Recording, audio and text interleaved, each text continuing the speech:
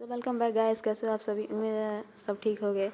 So guys, आज के video में हम लोग फाइंड करने वाले हैं बहुत सारी मिस्ट्री, जैसे कि ईसा मसीह की स्टोरी, सेंटा क्लॉज कौन है और हम लोग क्रिसमस ट्री क्यों लगाते हैं और स्नोमैन क्यों बनाते हैं। तो बहुत ही मज़ा आएगा, वीडियो आप लोग एंड तक देखिएगा। सो जो ईसा मसीह जो स्टोरी है बहुत ही उलझी हुई है, बहुत ही अलग ढंग की है, बहुत ही मज़ेदार स्टोरी है। चलो वीडियो एंड तक देखिएगा। लेकिन इससे पहले अगर आपने हमारे चैनल को सब्सक्राइब नहीं किया है कर दीजिएगा और बेल आइकॉन भी दबा दीजिएगा, और वीडियो अच्छी लगेगी तो लाइक और शेयर भी कर दीजिएगा। तो कोई कोई कहता है कि ईसा मसीह भगवान का रूप है, मुझे नहीं पता। और उन्हें जानवर बहुत पसंद थे और लोग उनकी पूजा करते थे ताकि वो ठंडियों में उन्हें गर्मी दें। तो चलिए इनकी स्टोरी अब मैं आप सबको बताता हूँ। तो तब यूरोप जर्मनी के एरिया में बहुत ही अत्याचार था राजाओं का। तो ये देख के भगवान उन्हें बुरा लगा और फिर वो एक मरियम नाम की एक औरत के पास आए और उन्होंने कहा तुम्हें मेरे नाम की एक लड़के को जन्म देना है जो आगे चल के एक राजा बनेगा। तो जैसा उन्होंने कहा वैसा ही हुआ। दाऊद के राजवंशी यूसुफ से उनका मरियम का शादी हो गया और फिर वो लोग एक जगह घूमने गए, यहूदियों के प्रात वेलेनहेम नाम के एक शहर में, और अस्तमल में उनका जन्म हुआ ईसा मसीह का। तो उनमें बहुत सारे लोग आए देखने, बहुत सारे। और उस दिन एक तारा भी चमका। तो ये सुन के एक जो राजा था हीरोड नाम का, तो उसे लगा ये आगे चल के कहीं मुझे ना हरा दे, इसलिए उन्होंने उस पर हमला कर दिया और वहाँ के जितने भी दोस्त जितने बच्चे थे सबको मार डाला। और ये देख के ईसा मसीह जो परिवार था वो वहाँ से निकल गया। तो ईसा मसीह सब सारे बच्चों से अलग थे, वो पढ़ने में बहुत ही अच्छे थे। धीरे धीरे समय बीतता गया और वो बड़े हो गए और उन्हें लोगों पर दया करना बहुत ही अच्छा लगता था। बात थी, ईसा मसीह जो थे वो कहीं जा रहे थे, मतलब यहाँ वहाँ घूम रहे थे देखने के लिए। तो फिर उन्होंने देखा कि कुछ लोग हैं वो एक गरीब औरत को मार रहे थे। तो उन्होंने पूछा कि भाई ऐसा क्यों कर रहे हो तुम लोग, क्यों इस बेचारी को मार रहे हो। तो सबने कहा कि हम इस औरत को पत्थरों से इसलिए मार रहे हैं क्योंकि ये बैड कैरेक्टर की, मतलब ये बुरे चरित्र की है। तो उन्होंने स्माइल दी और उन्होंने कहा कि भाई मुझे बताओ कि इस दुनिया में वो कौन है इसके अंदर बुराई ना है, मतलब क्या दुनिया का एक भी ऐसा इंसान है जिसके अंदर थोड़ी सी बुराई ना हो। मतलब किसी के अंदर 1% भी बुराई तो होती है, वो कोई भी हो, मतलब कभी ना कभी वो गलतियाँ करता ही है, गलतियाँ सबसे होती हैं। तो ये जो उनकी जो बात सुनी तो सब सोच में पड़ गए कि अब क्या किया जाए। तो फिर वो बोले कि हाँ ये जो औरत है ये सज़ा के हकदार है, पर सज़ा का हकदार हम सब हैं क्योंकि गलतियाँ हम सबसे होती हैं। तो ये बात सुन के सब उनके पैरों में गिर गए और जो औरत जो थी जिसको सब मारे थे वो भी उनके पैरों में गिर गई और उससे भी अपनी गलती का पछतावा हुआ। उसने माफ़ी मांगी सबसे और कहा मैं आज के बाद ये बुरे काम छोड़ दूँगी हमेशा के लिए। तो फिर उन्होंने सबको बताया कि इस दुनिया में सबसे बड़े हथियार जो हम लोग का है वो है माफ़ी। अगर हम किसी को माफ़ कर देते हैं तो वो भी हमारे कभी काम आता ही है। मतलब दया और माफ़ी दुनिया की सबसे बड़ी चीज़। अगर आप लोग कोई आपको मारे या कुछ भी करे, आप लोग अगर चुपचाप रहेंगे तो वो वापस चला जाएगा। मतलब अगर आपको कोई चिढ़ाता है तो सीरियसली कॉमनली बात है, अगर आप चुपचाप बैठे रहेंगे तो वापस चला जाएगा। तो उनकी ये बातें सुन के सब ने उस औरत से माफ़ी मांगी और उसने भी पूरे गांव से माफ़ी मांगी। और फिर ईसा मसीह वहाँ से अपने शिष्यों के साथ चले गए। तो उनके बहुत सारे शिष्य उनकी बातें सुन के सैकड़ों लाखों उनके शिष्य बन गए और उन्हें शिष्यों के साथ यहाँ घूमते रहते थे, वहाँ क्या देखते रहते थे क्या है।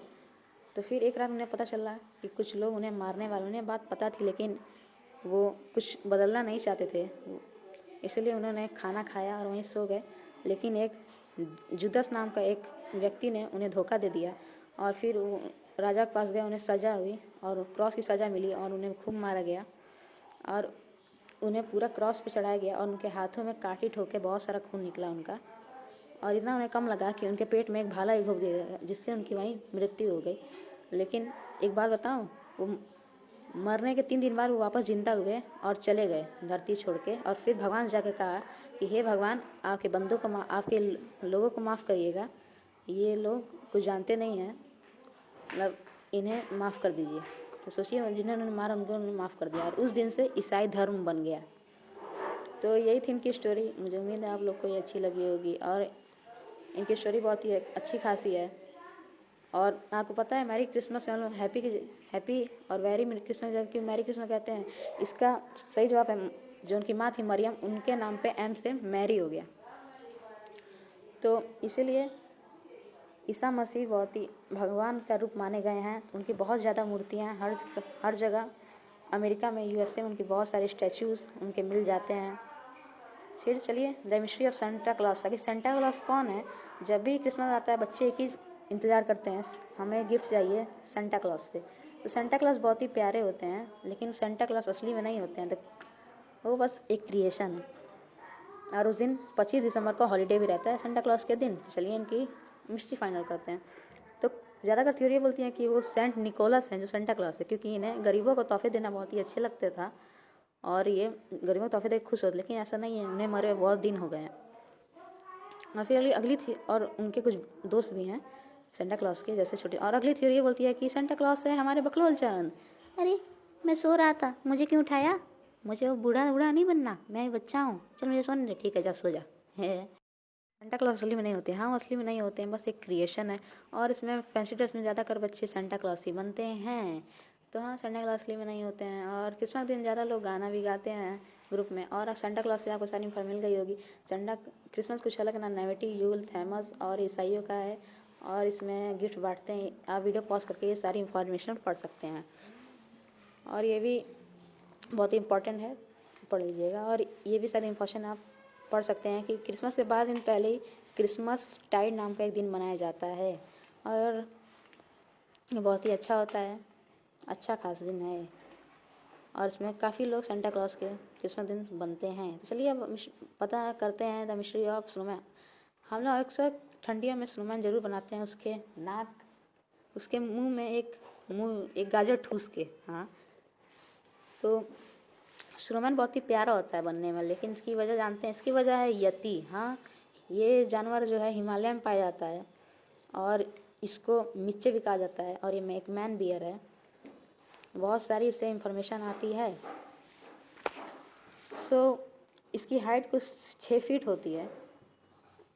इसका वेट होता है 91 किलोमीटर से किलोमीटर नहीं, 91 किलोग्राम से 181 किलोग्राम तक। तो ये काफ़ी एक अच्छा जानवर है। और हाँ, इसे एप्स भी कहा जाता है। इसे भालू या एप्स की तरह दिखता है, लेकिन इसकी असली प्रजाति भालू ही है। हमें कार्टून में काफ़ी प्यारा दिखाया जाता है, लेकिन असली में बहुत ही खतरनाक है। तो आप बोलेंगे अगर ये इतना खतरनाक है तो ये हमें नुकसान क्यों नहीं होता? तो जानते हैं इंसान सबसे खराब बात क्या है? वो नई नई चीज़ें ढूंढते रहते हैं, तो उसी में वो लोग जानवरों को पकड़ लेते हैं। तो ये इनकी सबसे खराब बात है। जानवर को पकड़ेंगे तो वो तो नुकसान पहुंचाएगा ही। लेकिन इसीलिए यति जो बहुत चालाक है, इसलिए वो हिमालय के बहुत ही अंदर रहते हैं। हाँ, ये अभी प्रेजेंट है। सो गाइस, हमने बहुत सारे चीज़ फाइंड आउट कर लिए। तो आपको अगर यति के बारे में और जानकारी चाहिए तो आप ये जो इस आपकी स्क्रीन पे आ गया होगा, इससे, और इसको हिम मानव भी कहते हैं यति को। तो और आप इसे पूरा वीडियो पॉज करके इसको पूरा पढ़ सकते हैं, आपकी स्क्रीन पे आ गया होगा। सो गाइस, हमने बहुत सारी चीज़ फाइंड आउट कर ली। अब चलिए हमारी अगली मिस्ट्री जो है क्रिसमस ट्री हम लोग क्यों लगाते हैं, उसकी मिस्ट्री फाइंड आउट करते हैं। बात करते हैं the mystery of Christmas tree. Christmas tree की क्या मिस्ट्री है? तो इसकी पहली जो स्टोरी है वो है जब भगवान ईसा मसीह का जन्म हुआ था तो आसमान में एक तारा चमका था। तो आपको अगर तारा चमकने से क्या होगा? देखिए, इंडिपेंडेंस डे, रिपब्लिक डे हो या गांधी जयंती, उस सबके लिए एक अलग डे है। या फिर किसी की एनिवर्सरी आपके परिवार में, उसके लिए एक अलग डे होता है। जैसे उनकी शादी हुई रहती है, उसको एनिवर्सरी का एक अलग दिन होता है। आपका बर्थडे हो, उसके लिए एक अलग दिन होता है। वैसे ही वो तारा चमका था, तो उसके लिए भी उन्होंने सोचा कि इस दिन को भी यादगार बनाने के लिए उन्होंने भी एक दिन रख दिया क्रिसमस का नाम का। और फिर इसकी अगली थ्योरी ये बोलती है कि जैसे एक बूढ़ी सी औरत थी, उन्होंने अपने आंगन में एक फर का पौधा लगाया था जो बड़ा हुआ। और पौधे का ये खासियत थी कि वो ठंडियों में सूखता नहीं था, लेकिन उस पर एक मकड़ी का जाला पड़ गया और उसने पूरा पेड़ सुखा दिया, मतलब पूरा पेड़ खराब कर दिया। पौधा जो था उस पर धूप, ठंडी, किसी का भी असर नहीं हुआ, एकदम खराब हो गया। लेकिन जब ईसा मसीह का जन्म हुआ तो पेड़ एकदम ठीक हो गया। लगता है वो मकड़ी भी उनकी पालतू थी।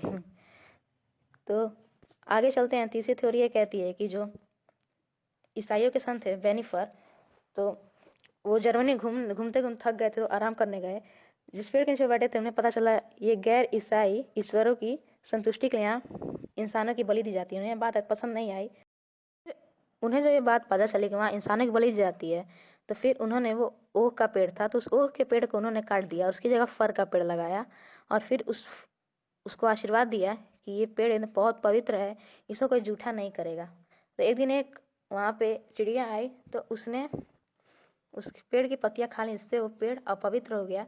और ऐसा होते ही वहाँ के जितने भी पेड़ पौधे थे उस जंगल के सब सूख गए। और उसके सूखते ही वहाँ कभी भी हरियाली नहीं आई, वो ग्रोथ कभी नहीं किया। जैसे ही ईसा मसीह का जन्म हुआ, तब उसके तुरंत बाद वहाँ हरियाली आनी स्टार्ट हो गई और उस ग्रोथ करने वापस लगे। और आज का फैक्ट जानते हैं, जैसे ये जो पौधे पेड़ है ना फर के, ये ठंडियों में भी हरे भरे रहते हैं, ऐसा माना जाता है। तो फिर जो अगली थ्योरी कहती है वो ये कहती है, अगर हम लोग क्रिसमस में क्रिसमस ट्री सजाएं तो उससे मतलब हमारी एज बढ़ती है, लंबी उम्र होती है, और इससे घर के बच्चों की खुशी आती है और उनकी उम्र बढ़ती है। मैं इस बात को नहीं मानता, ये मतलब फालतू की बात है। तो गाइस, हमारी वीडियो यहीं एंड होती है। मैंने आपको सब कुछ बता दिया क्रिसमस से रिलेटेड, कि ईसा मसीह की स्टोरी मैंने आपको बता दी, और भी सेंटा क्लॉस की स्टोरी और क्रिसमस ट्री क्यों सजाया जाता है, ये सब मैंने आपको सब इस वीडियो में बता दिया है। और लोग ऐसा भी कहते हैं कि ईसा मसीह अभी भी जिंदा है दुनिया के किसी हिस्से में, और कई लोग ऐसा भी कहते हैं कि उन्होंने ही ये जो पूरी पृथ्वी है उसको बनाया है। तो आपको क्या लगता है, क्या ऐसा है? और आप सबको मेरी तरफ से मैरी क्रिसमस।